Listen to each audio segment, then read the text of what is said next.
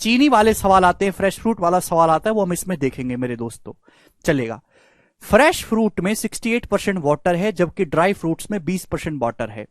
कितने dry fruits प्राप्त किए जा सकते हैं 100 किलोग्राम फ्रेश फ्रूट से? आप समझे? क्या आप सवाल का मतलब समझे? देखिए, जो ताजे फल होते हैं, जाहिर सी बात है उनमें पानी ज्यादा आता है, ठीक है। जो ताजे फल होते हैं मेरे दोस्तों, उनमें पानी ज्यादा होता है, लेकिन जब वो ताजे फल धीरे धीरे टाइम के साथ सूखते हैं तो उसमें पानी की मात्रा कम हो जाती है। तो अगर आपके पास 100 किलोग्राम ताजे फल हो, और ताजे फल में कितना पानी रहेगा बच्चों? 68% पानी रहेगा। जब उनसे सूखे फल बनाए जाएंगे तो सूखे फल में 20% पानी होगा। तो ये पूछा है कि 100 किलोग्राम ताजे फलों से कितने किलोग्राम हमको मेरे प्यारे भाई ड्राई फ्रूट्स मिलेंगे। तो बेसिक सा कंसेप्ट है कि भाई अगर आप फलों को सुखाओगे तो पानी तो गायब हो जाएगा, लेकिन फलों में जो छिलका है, जो गूदा है ना, जो सॉलिड हिस्सा है जिसे आप खाते हो, उसकी मात्रा नहीं बदलेगी। पल्प मेरे प्यारे भाई कांस्टेंट रहेगा, पल्प की मात्रा जो है कांस्टेंट रहेगी। ये इस सवाल का लॉजिक है। भाई ताजे फल हो चाहे फ्रेश फल हो, सूखे फलों, जो गूदा है, जो उसपे पल्प है मेरे प्यारे भाई, जो छिलका है जिसे आप खाते हो, उसकी मात्रा सेम रहेगी। आप बोलोगे हाँ जी सर बिल्कुल सही। इस टाइप के सवाल में हमें कुछ नहीं करना, केवल पल्प को बराबर रखना है। अगर आपके पास 100 किलोग्राम ताजे फल हैं, 100 किलोग्राम ताजे फलों में कितना पानी है? 68% पानी है।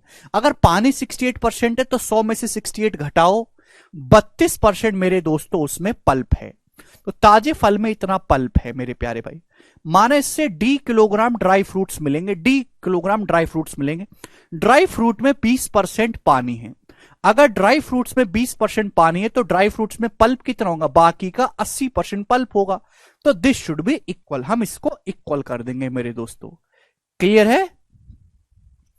तो यहां से हम इक्वल कर देते हैं, परसेंटेज से परसेंटेज कट जाएगा, 80 से 3240 बार कट जाएगा। तो ड्राई फ्रूट्स की क्वांटिटी कितनी आ जाएगी? 40 केजी आ जाएगी प्यारे बच्चों। और ये सवाल का आंसर होगा ऑप्शन नंबर यहां पे डी करेक्ट है। तो मेरे हिसाब से मेरे प्यारे भाई एक आसान तरीका है इस टाइप के सवालों को करने का। आगे चलते हैं, नेक्स्ट क्वेश्चन। ये बताइएगा मेरे प्यारे भाई, और बहुत ही प्रेम भाव से आप ये सवाल समझिएगा, ठीक है ना। चलो, ये उसी कंसेप्ट सवाल बताऊंगा मैं आपको। 4 सवाल, ए इंटू बी बराबर कांस्टेंट रूल पे। एक घोल में एक आपके पास सॉल्यूशन है जिसमें 16.5% नमक है। नमक और पानी का एक घोल है जिसमें 16.5% नमक है। अब जब धूप में रखने से 18 लीटर पानी इवेपोरेट हो जाता है तो नमक का जो कंसेंट्रेशन है वो 20.9% हो जाते हैं, नमक की सांद्रता। तो आपसे पूछा है सॉल्यूशन की इनिशियल क्वांटिटी क्या थी। तो मेरे प्यारे भाई आप मुझे एक बात बताइए कि प्यारे बच्चों, अगर आपको सॉल्ट निकालना है, नमक, नमक की क्वांटिटी कैसे निकालते? तो सॉल्ट की जो क्वांटिटी होगी वो क्या होगी?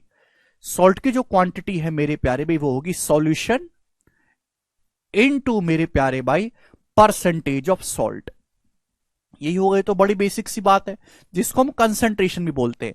जैसे भाई सपोज एग्जांपल के लिए आपके पास 50 किलो नीम, 50 किलो जो है नमक पानी का घोल है एग्जाम्पल के लिए, और उसमें जो है मेरे दोस्तों एग्जाम्पल के लिए आपका 22% नमक है। तो नमक की क्वांटिटी क्या होगी? 50 किलो का 22% कितना आएगा? 11 किलोग्राम उसमें नमक होगा। तो ऐसी तो निकालेंगे। तो सॉल्ट की जो क्वांटिटी होती है वो कैसे निकालेंगे? सॉल्यूशन की total quantity into percentage of salt. आप बोलोगे हाँ जी सर। ऐसी बातों को समझने में समय बर्बाद मत किया करो, एक बार में समझ लिया करो मेरे प्यारे भाई। अगर आपके पास नमक पानी का घोल है प्यारे भाई, अगर आप इसको धूप में रख दोगे या गर्म करोगे तो पानी तो उड़ जाएगा, नमक तो नहीं उड़ेगा ना, नमक तो उतना ही रहेगा। मतलब जितना नमक मेरे प्यारे भाई पहले था, नमक की क्वांटिटी उतनी ही रहेगी। जितना नमक पहले था, सॉल्ट जितना पहले था, अभी भी उतना ही रहेगा। आपने मेरे दोस्तों पानी का वाष्पीकरण हो गया, 18 लीटर पानी उड़ गया, जिससे नमक पहले 16.5% था नमक का कंसेंट्रेशन, अब कितना हो गया? 20.9%। पहले कितना नमक था भैया? 16.5% था। अब क्या हो गया नमक का कंसेंट्रेशन? 20.9%। तो कंसेंट्रेशन मेरे दोस्तों किस रेशियो में चेंज हुआ? सॉल्यूशन की क्वांटिटी उसके रिवर्स रेशियो में होगी। आप बोलोगे हाँ जी सर। बताओ किससे जा रहा है? ये 11 से डिवाइड हो रहा है, 15 बार चला जाएगा, 19 बार, 11 से कट रहा है मेरे दोस्तों। ये 15 बार जाएगा, ये 19 बार आएगा। तो सॉल्यूशन की क्वांटिटी रिवर्स रेशियो में चेंज होगी, 19 रेशियो मेरे दोस्तों, 19 रेशियो 15। क्लियर है? तो सॉल्यूशन यानी कि घोल की जो मात्रा होगी वो रिवर्स रेशियो में रही होगी 19:15। आप बोलोगे हां जी सर बिल्कुल सही समझ गया। यानी कि मेरे दोस्तों अगर पहले सॉल्यूशन 19 था तो 19 से घट के 15 होगा। कितना घटा मेरे प्यारे भाई? 4 यूनिट। सॉल्यूशन कितना घटा है भाई? पानी 18 लीटर उड़ गया तो 80 लीटर मेरे दोस्तों आपका सॉल्यूशन घटा। तो 4 की वैल्यू मेरे प्यारे भाई 18 लीटर है, तो 1 की वैल्यू कितनी है? 18/4, 4.5 लीटर। 1 यूनिट की जो वैल्यू है बच्चों वो 4.5 लीटर है। आप बोलोगे हां जी सर। तो मेरे प्यारे भाई सॉल्यूशन की जो मात्रा होगी वो 19 यूनिट होगी। तो 19 यूनिट की वैल्यू क्या होगी? 19 की वैल्यू।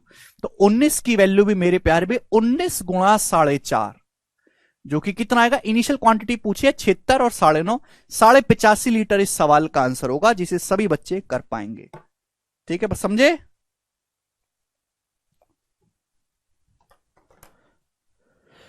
तो मुझे लगता है कि ये सवाल सभी बच्चों को समझ में आया होगा, कोई दिक्कत नहीं है। आगे चलते, सवाल नंबर है मेरे प्यारे भाई यहां पे 3 ही बते। बहुत बढ़िया सवाल ये भी। चीनी, अरे एसी तो बड़ा तेज चल रहा है भाई।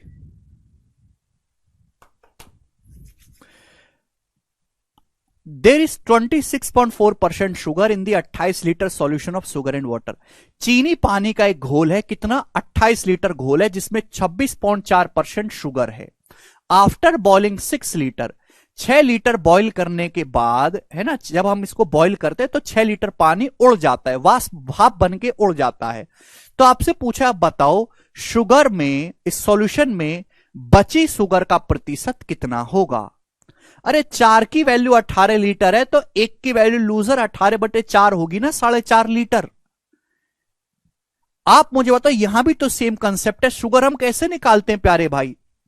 शुगर की मात्रा कैसे निकालते हैं? सॉल्यूशन, टोटल सॉल्यूशन की क्या मात्रा है, टोटल घोल कितना है, इंटू परसेंटेज ऑफ शुगर, और उसमें शुगर का परसेंटेज कितना है, शुगर की सांद्रता कितनी है। यही तो बेसिक कंसेप्ट है। आप बोलोगे जी सर, आपके पास एक चीनी पानी का घोल था, कितना घोल था चीनी पानी का? 28 लीटर घोल था मेरे प्यारे भाई। उसमें चीनी कितनी थी? 26.4% चीनी है। अब आपने घोल को गर्म किया, 6 लीटर पानी उड़ गया, तो बचे घोल में चीनी कितनी होगी? जब आप चीनी पानी के घोल को गर्म करोगे तो पानी तो उड़ जाएगा, चीनी तो नहीं उड़ेगी ना मेरे प्यारे भाई। यानी कि शुगर की जितनी मात्रा पहले थी आज भी उतनी ही शुगर रहेगी। आप बोलोगे जी सर बिल्कुल सही, जितनी शुगर पहले थी अभी भी उतनी रहेगी। पहले आपके पास 28 लीटर घोल था, गर्म किया आपने, 6 लीटर पानी उड़ गया, तो 28 में से 6 लीटर उड़ गया तो बचा कितना? 22 लीटर। तो रिवर्स रेशियो में होगा, टोटल सॉल्यूशन का जो रेशियो होगा शुगर के परसेंटेज का रेशियो उसका रिवर्स होगा मेरे प्यारे में। 28-22 का रेशियो कितना है मेरे प्यारे में? तो आप कहोगे सर 14:11। तो शुगर के कंसंट्रेशन का रेशियो रिवर्स होगा, 11:14। आप बोलोगे हाँ जी सर। शुरुआत में कितनी चीनी थी मेरे प्यारे भाई? शुरुआत में जो चीनी का कंसंट्रेशन था वो 26.4% था। 11 की वैल्यू 26.4% है। कितने गुना? 26.4 को 11 से भाग करना होता है, तो भाग नहीं कर सकते। 11 दूनी 22, 11 चौक 44, 2.4 गुना। तो अब चीनी का कंसंट्रेशन कितना है? तो ये भी 14 की वैल्यू 2.4 गुना होगी। तो 14 दूनी 28 और में 5.6 जोड़ेंगे 33.6%। तो अब शेष घोल में चीनी का जो प्रतिशत होगा वो 33.6% होगा। डी ऑप्शन इस सवाल का आंसर है। क्या आप ऐसे सवाल नहीं कर सकते? बताओ।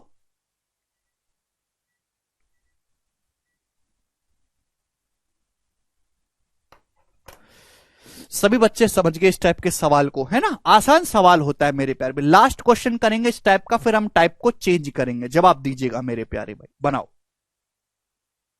लास्ट क्वेश्चन, फिर हम टाइप को चेंज करेंगे। बनाइए भैया। इन ए सिटी, एक शहर में 40% of the men are married. एक शहर में 40% आदमी शादीशुदा है, एंड 25% वुमेन आर मैरिड, और 25% महिलाएं शादीशुदा हैं।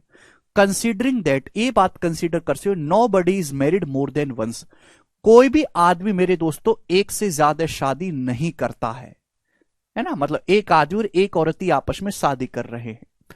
What percentage of population is married, तो कितने परसेंट पॉपुलेशन मैरिड है? मेरे प्यारे में बहुत ही अच्छा सवाल है, इंपॉर्टेंट क्वेश्चन है। अगर आप थोड़ी बहुत पढ़ाई करते हो तो आपने इस टाइप का सवाल मॉक टेस्ट में भी देखा होगा। देखेगा भाई, आदमी की शादी किससे होती है? औरत से। तो जितने आदमियों की शादी हुई होगी उतनी ही औरतों की शादी हुई होगी। अगर 10 पुरुष शादीशुदा हैं तो 10 ही औरतें शादीशुदा हैं। आप बोलोगे हाँ जी सर। तो भाई मैंने मान लिया कि एक शहर में M पुरुष हैं, एक शहर में M पुरुष हैं और W वुमेन है। M मैन है, W वुमेन है। तो मैन का कितना मैरिड है? 40%। मेल पॉपुलेशन का 40% मैरिड है। आप बोलोगे हाँ जी सर। वुमेन में कितना मैरिड है? वुमेन का, महिलाओं का 25% मैरिड है।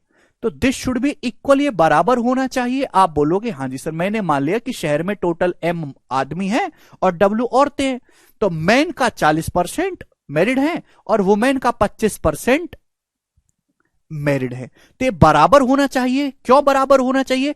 कि जितने आदमियों की शादी हुई है उतने ही औरतों की शादी हुई है। तो यहां से मैन और वुमेन की संख्या का रेशियो आ जाएगा M/W। कितना आ जाएगा दोस्तों? 40 उधर चला गया, 25/40। 25 और 25/40 को काट लेंगे तो 5/8। 5/8 आ गया। तो यानी कि शहर में आदमी और औरतों की संख्या का रेशियो आ गया बच्चों 5:8। यानी कि हम ये कह सकते हैं कि अगर शहर में मेरे प्यार में 5 आदमी हैं तो 8 औरतें हैं। लेकिन सवाल में पूछा क्या है बताओ, शहर में टोटल कितने प्रतिशत लोग विवाहित हैं? आप बताओ मेरे दोस्तों।